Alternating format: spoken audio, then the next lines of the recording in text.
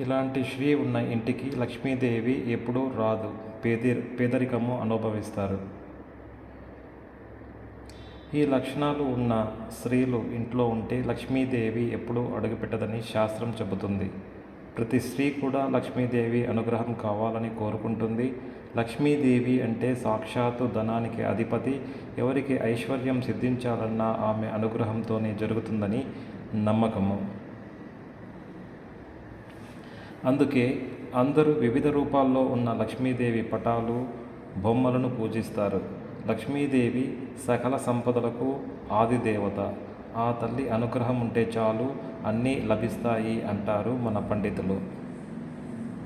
త్రిమూర్తులలో ఒకరైన శ్రీ మహావిష్ణువు భార్య లక్ష్మీదేవి సిరి సంపదలకు ఆదిదేవత, జీవన సౌభాగ్యానికి దివ్య ప్రతీక.